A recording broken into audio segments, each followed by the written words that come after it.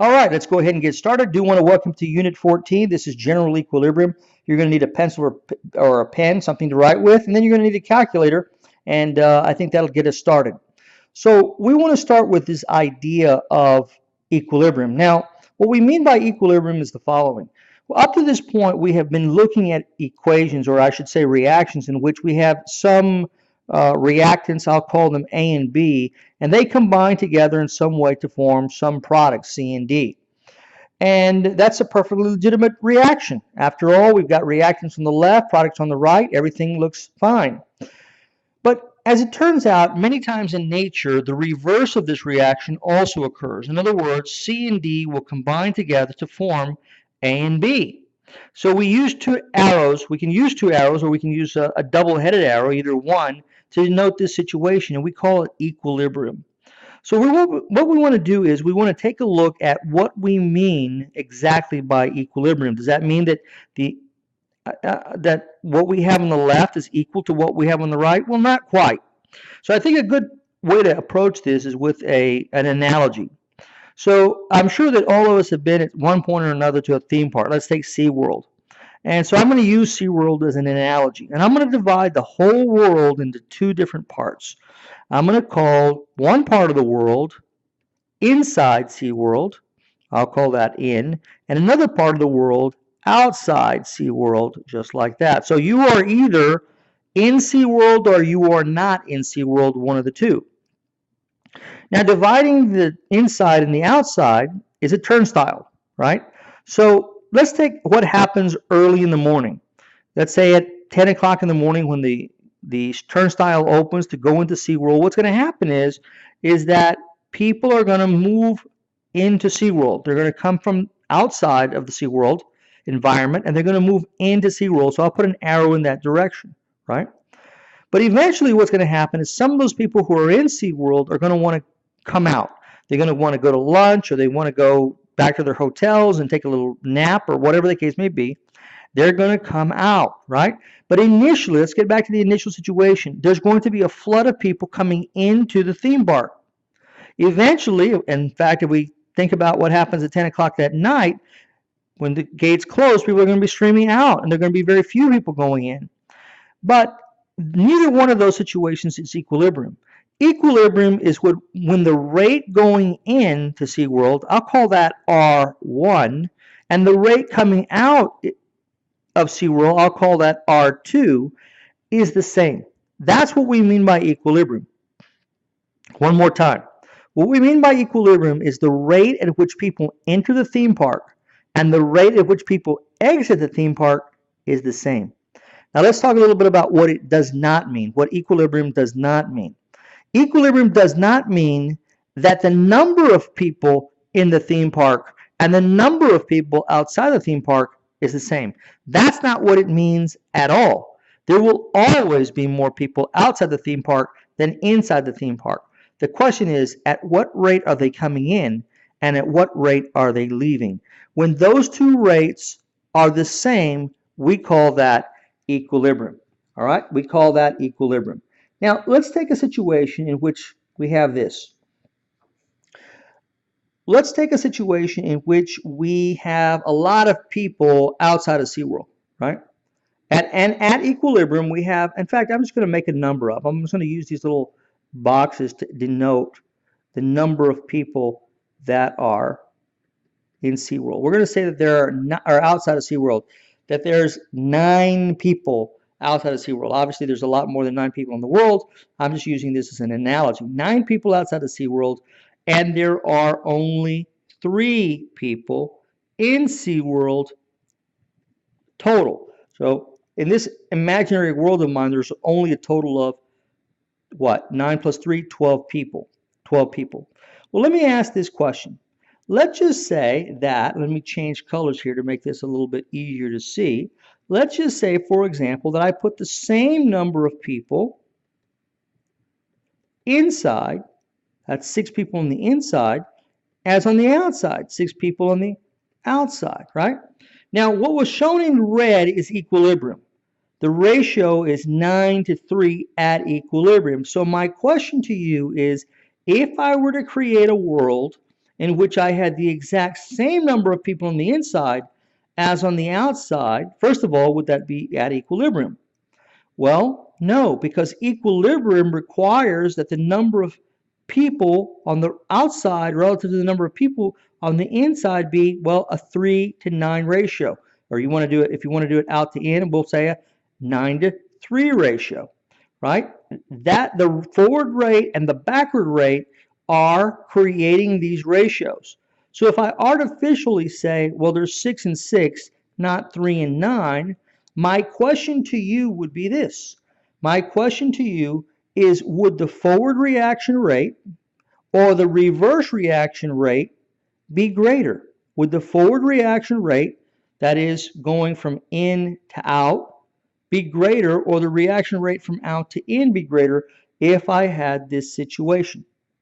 I'll give you just a second to think about that. Okay, well, remember that what's shown in red is the equilibrium situation, right?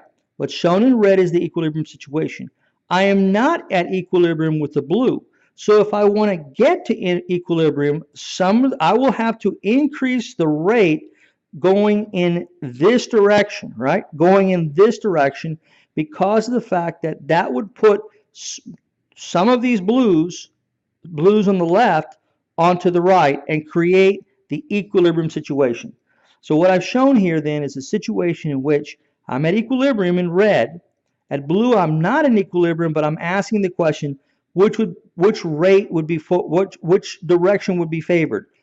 In to out or out to in, if I'm trying to achieve equilibrium. So if this is equilibrium in red and I'm trying to achieve that, then clearly moving this direction is what's going to achieve that. Make sense? So you can be at equilibrium and your concentrations of reactants and products not be the same. That's absolutely okay.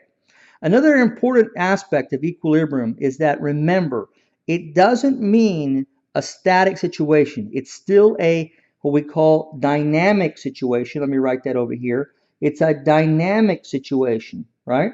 Which means this, that even though the amount, the concentration of the products and the concentration of the reactants is not the same necessarily, that doesn't mean that there's not an exchange between reactants and products. There certainly is an exchange between reactants and products. We'll go back to our analogy. That doesn't mean that at equilibrium, the people that are inside of SeaWorld remain in SeaWorld and the people on the outside of SeaWorld remain outside of SeaWorld.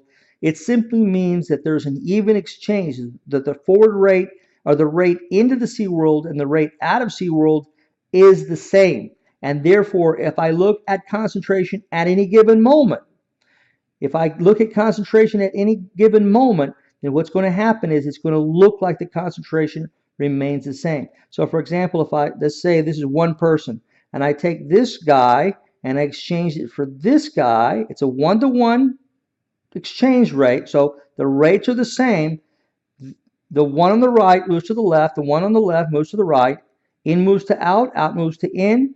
But when I look at the concentration, it would appear that the concentrations are remaining the same, and that's true of all equilibrium situations.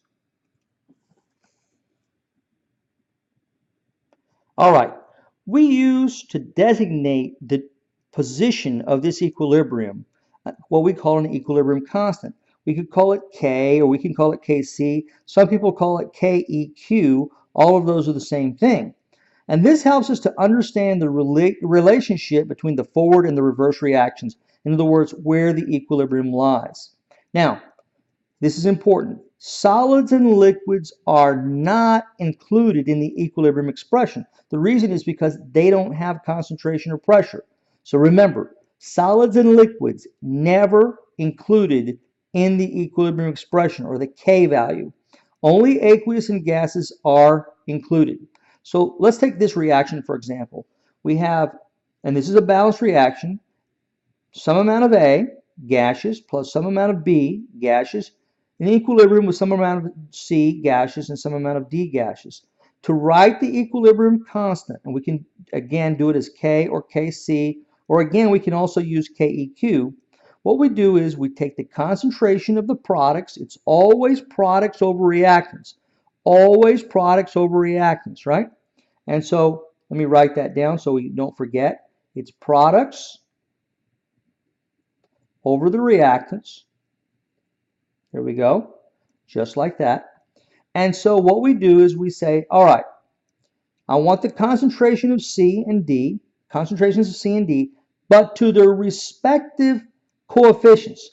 The balanced reaction is going to have a coefficient for C and a coefficient for D. Those become the powers in the equilibrium constant expression.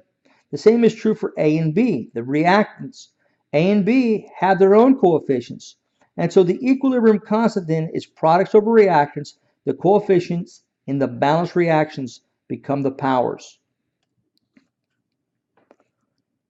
Okay, now, if you are given, say, partial pressures, and everything in the equation is a gas, let's just say we have A and B becoming C and D, then we're going to calculate what's called a Kp. So instead of calling it a K or a KEQ or a Kc, we're going to call it K sub P. Now, it's important that you not use brackets in this situation. So, for example, if you're given partial pressures of C and D, you write the partial pressure of C, let's make it an actual gas. Partial pressure of NO2, for example, we'll use parentheses and then we'll make that to some power. And let's just say that the D was, let me extend this a little bit. Let's just say that the D was NO, nitrogen oxide, or nitrous oxide, I should say, and that's to the, say, third power. You do it like that. So you're not going, again, you're not going to use brackets. You're going to use parentheses with this P. So that was how you would write the equilibrium expression if you had gases and you were given partial pressure information.